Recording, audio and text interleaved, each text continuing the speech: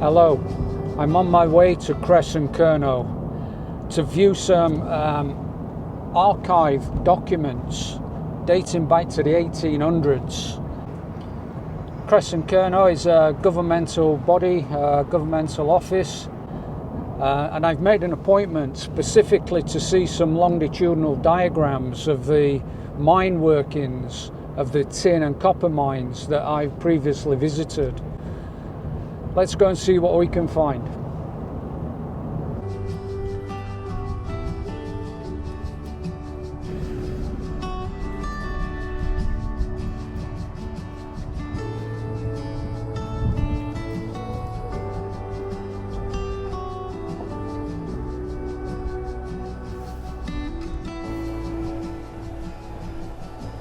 A sculpture by Barbara Hepworth.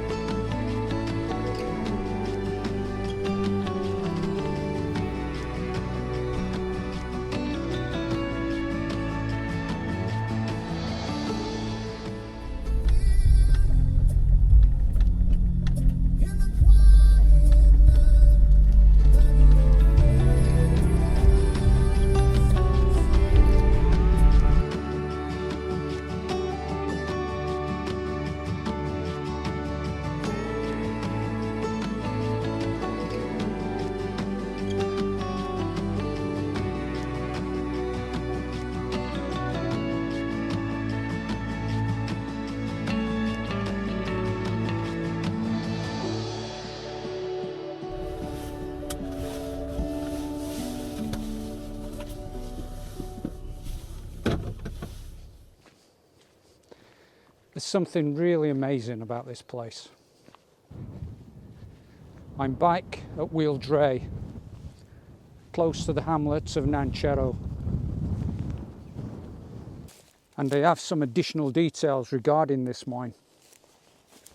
Having recently visited the county's archive department at Kresen Kernow to view some historical mining documents, I specifically focused on the longitudinal sectional diagram of Wheal Dre and the Cargodna workings. Having been granted permission under copyright license, I can now share some of these details with you. This structure is standing 100 metres above sea level, and that level is called grass level. And this elevation is 240 degrees from north, so almost facing southwest.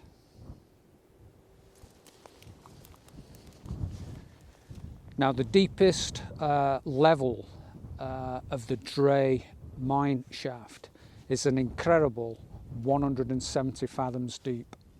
I wanted to understand in more detail the science of geomagnetism, and specifically the aspect of magnetic declination and its relevance to mining surveys. This is a graphic illustrating magnetic north from true polar north and depicting the angle of declination. Bearing in mind the polar axis of Earth is tilted at 23.4 degrees from an imaginary vertical axis. I visited the NOAA website, that's the National Oceanic and Atmospheric Administration, and focused on their magnetic field calculator for historical estimated values. Modelling from IGRF, which is the International Geomagnetic Reference Field data, for the years between 1590 through 2026, I found that it was important to accurately obtain the locational latitude and longitude coordinates. So therefore I consulted Google Maps. Here at Wheal Dre, the closest coordinates that I can establish are latitude 50.1326 degrees north and longitude 5.68764 degrees west. From the IGRF data, I was able to compute and extract the following historical results, and here is the graphic. Knowing that the magnetic declination results are reasonably accurate, I understand that various environmental factors can cause magnetic field disturbance. For example, solar wind or solar flare activity can affect magnetic drift or trend matrix. And I may be wrong, but local geology can also interfere with the magnetic field, for example, iron-enriched rock strata.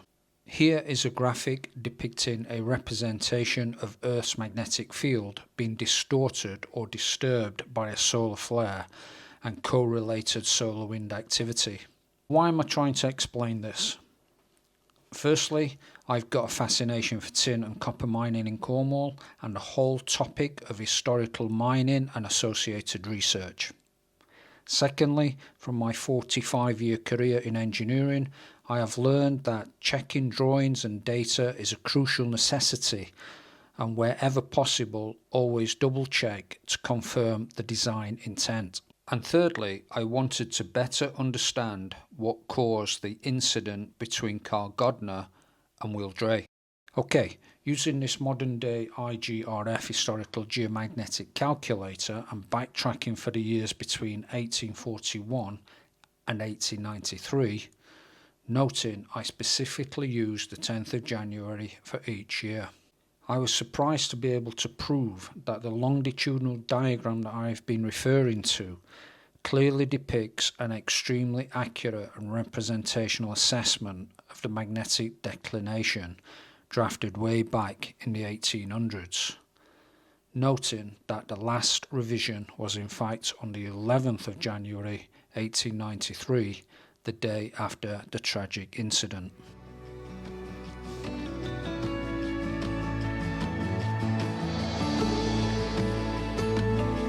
Now I find it interesting that the last revision of this longitudinal section was in fact in 1893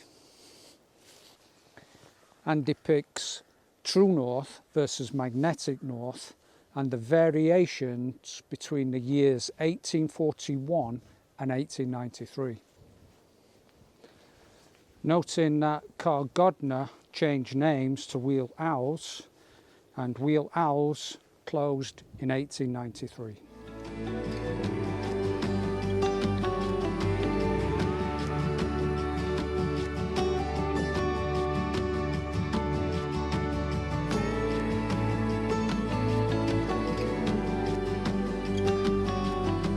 Remember, Carl Godner Mine was renamed West Wheal Owles in 1870 and Wheal Dre was abandoned in 1884. So what is the significance of this data? Over the 52-year span, 1841 to 1893, a 5.92 degree shift or deviation occurred. So let's round that up to 6 degrees. By the way of interest, the current magnetic declination handle since 1841 is an astonishing 24.75 degrees here in 2026 and very close to true north. So 6 degrees doesn't sound much, does it? Well, a 6 degree handle over 330 meters distance equals to a 34.75 meter displacement, and 34.75 meters equals 19 fathoms. 330 meters is approximately halfway between Wheal Dre and Wheal Owles. Evidential records described that the miners were approximately 19 fathoms adrift when they broke through into the Wheal Dre workings. So a conclusion that I can draw with a good level of confidence: firstly, I can confirm that the longitudinal diagram that I've been referring to, and I've got copyright license to display, is incredibly accurate. And secondly, the mine survey here at Wheal Dre was misaligned and unfortunately misleading for the Wheal Owles adventurers. The surveyors calculated that they were 19 fathoms away from the Wheal Dre lode, when in fact they were chasing the same lode, hence them breaking through into the flooded Wheal Dre level and house of water, leading to one of Cornwall's worst mining disasters. I'm going to finish here and leave with an open question in my mind. Having discovered an issue with magnetic declination, why did the mining disaster investigators retrospectively update the longitudinal diagram the day after the tragic incident?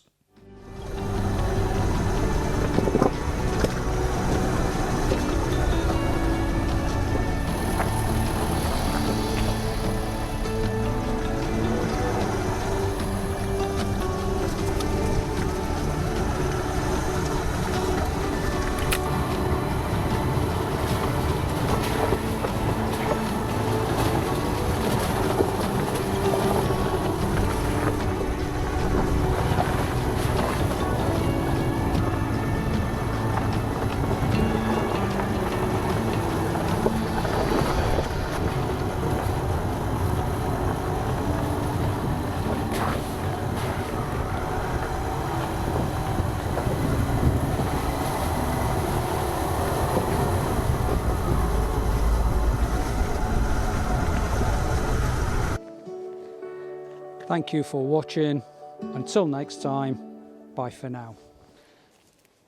Having been granted permissions under copyright license, I can now share some of these details. Now I've just nearly gone head over tit. I got my foot caught in some sort of bramble thing, some sort of like trip hazard, and nearly did a roly-poly down the field. I've just lost the mic, and it dropped off as I was walking, and I've had a panic attack. I spent 20 minutes looking for the mic. Luckily I found it. Thank you for watching, and see you in my next video.